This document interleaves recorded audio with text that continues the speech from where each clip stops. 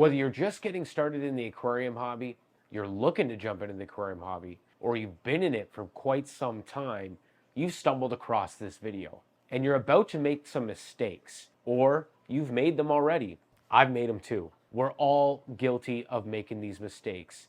But the benefit is, why can't we learn from our mistakes, from other people that have made those mistakes, so we're better fish keepers going forward, and most importantly, we're set up for success. In this video, I'm going to be going through the top 10 mistakes that beginners and advanced aquarists make when they jump into the aquarium hobby unprepared.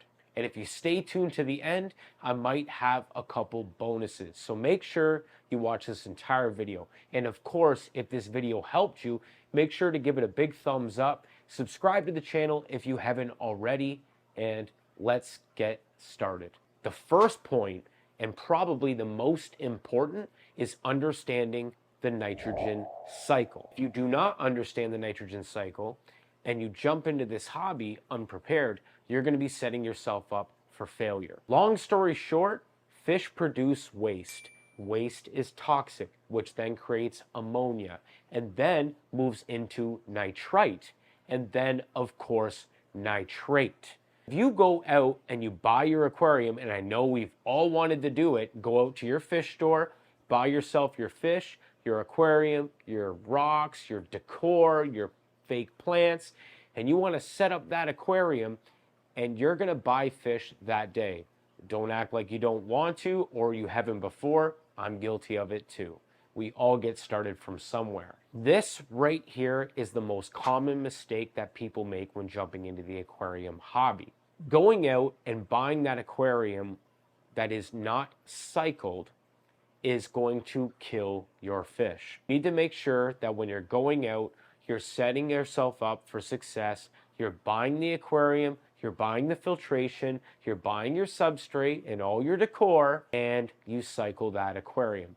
But we'll go through that in a future video. Number 2, water changes. You must do water changes consistently and regularly. See, when your fish produce waste, it turns into nitrates. Nitrates at high levels can be toxic to your fish. And the only way to remove them is by, well, removing that dirty, contaminated water and replacing it with fresh water. See, water changes get rid of that waste, and that's the only way to truly do it. See, when you replenish your aquarium with fresh water, what you're doing is replacing valuable minerals in your aquarium. Not only that, you're keeping your parameters level, which brings us into the next topic, chasing parameters. You go into your local fish store and they try to sell you all of these chemicals like pH up, pH down, and so on. You don't need them. I'm going to say it again. You don't need them. See, what fish require is consistency. When you have consistency in your home aquarium, you don't need to go and buy all of that stuff. That's just an upsell from that fish store trying to make an extra few bucks, or maybe they truly believe it. But thankfully, you found my video and you know to go in prepared. The only things that you need to do to keep your water parameters stable is by having good aquarium husbandry, which means do your water changes, clean up the waste and excess poop in your aquarium, and you'll be fine. Next, lighting. Guess what? We all love to see our fish, we all love to look at them, but that lighting is just for you. See, when you have your lighting on for too long, and I guarantee you're either doing this, you're about to do this, or you've done this, is having your lights on too long. What's wrong with wanting to sit back and enjoy our fish? I get it. However, you shouldn't have your lights on for longer than 8 hours a day. Your fish do not require lighting in your home aquarium to thrive. The lighting is for you and for you only, not for your fish. See, when you have lighting on for too long, what you're going to do is create algae.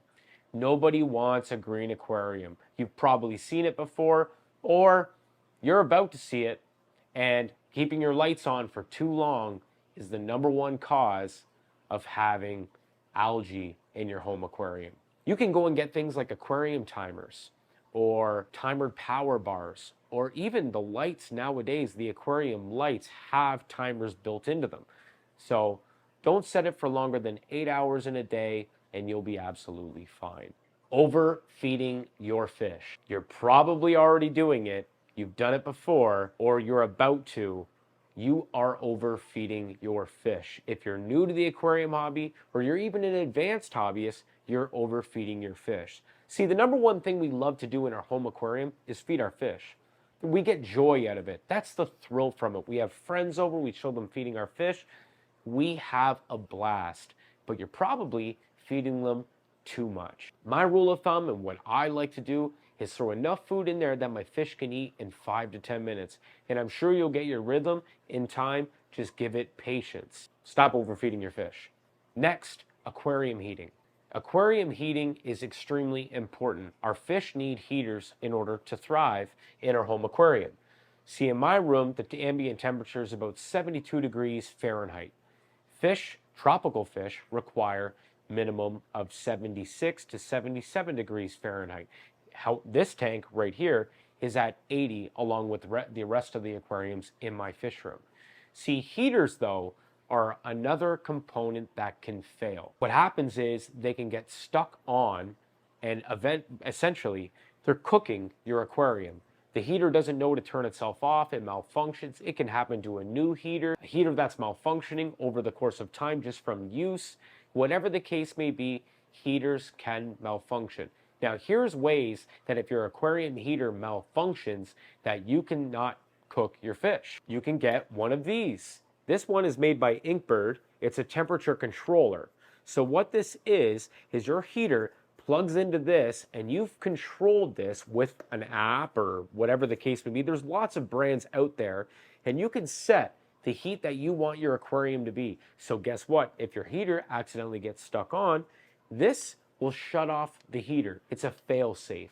It ensures that your fish won't cook. And for $50 or $60, it's worth it to keep your fish alive and happy. Next, filter cleaning. You can have a hang on the back filter, a sponge filter, or of course your canister filter. And one of the mistakes that a lot of beginner aquarists make is they go and take that filter when they're going to clean all their biological media, ceramic rings or lava rock or whatever you may have, and you go and clean it under your tap water. See, that's a no-no. Don't do that. You don't want to do that. What you want to do is, when you're doing it, you make sure that you use aquarium water to clean your media. So if you want to wring out your sponges, clean your ceramic rings, just make sure that you're using aquarium water and you don't do it on the exact same day that you're doing water changes. Next, we're going to talk about surface agitation, providing oxygen to your home aquarium. Believe it or not, your fish, they depend on it. You can use products like wave makers, air pumps. You can even use the flow coming from your hang on the back filter. However, is it enough? Because flow as a whole is good for your home aquarium. Always use a wave maker. That's what I like to use. Or definitely make sure that you're putting an air stone in your home aquarium just to ensure that your fish are getting enough oxygen. Conditioning your water. See, unless you're on a well, and if you're running tap water or city water, your city water has chlorine and chloramine in that, which is toxic and harmful to your fish.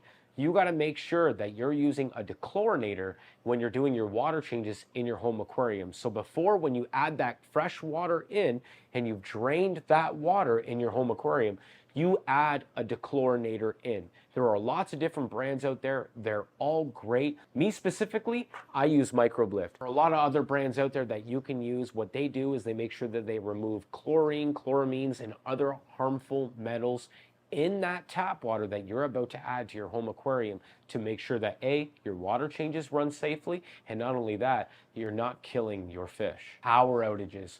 One of the biggest fears of an aquarium hobbyist. See, our fish rely on electricity in order to stay alive, and we depend on it as well as the owners of our animals. See, what happens is when the power goes out, your filter stops working, your heaters stop working, so your fish aren't getting oxygen and they're not getting the heat that they require. However, your fish can handle a loss of heat and a drop in temperature a lot better than they can handle lack of oxygenation in your aquarium. That's why you can buy things like battery backup air pumps. There are a bunch of different products that you can buy online to make sure that if the power goes out in your house, you're perfectly fine. Drop that battery air pump in there.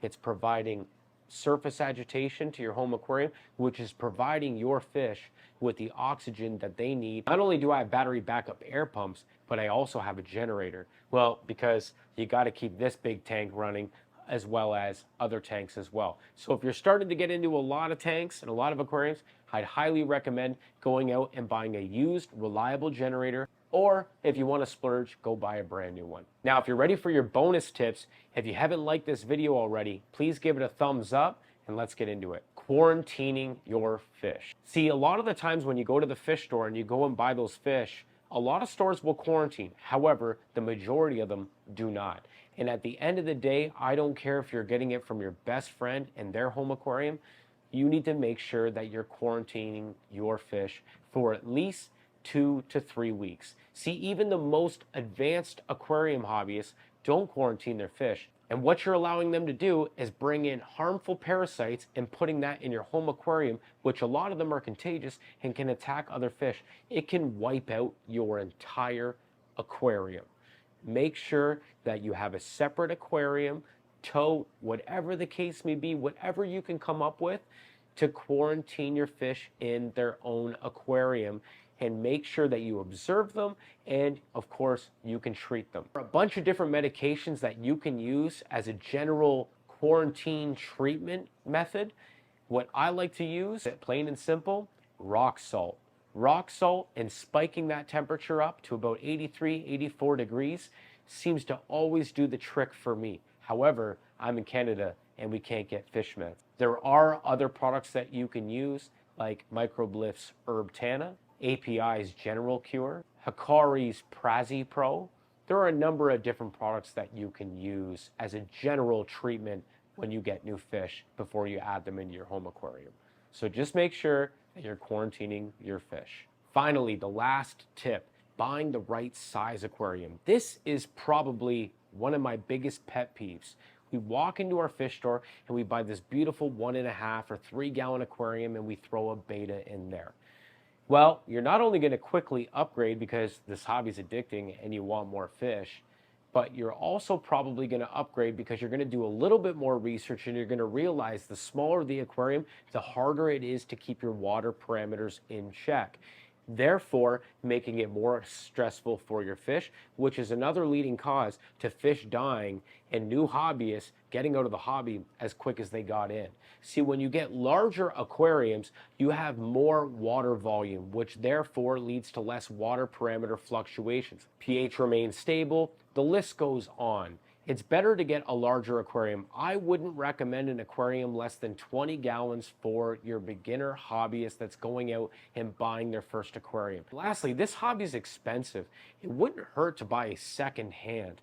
Check Facebook Marketplace, check Kijiji, check your local ad sites, see if anybody's selling a nice, gently used aquarium, because chances are you can get a deal and therefore you can get more aquariums. So if you watched this video and you found it helpful, just leave me a comment below. If you're just getting into the aquarium hobby, let me know if this video helped you. And of course, give it a thumbs up and subscribe. I'm going to be uploading a playlist with a bunch of beginner videos, a whole catalog, if you will, so you can set yourself up for success. There are a lot of videos out there that are generally saying the same thing. However, at the end of the day, I wanted to add my spin to it, give my take on it, and that's the end of this video. Take care, and I'll see you in the next one.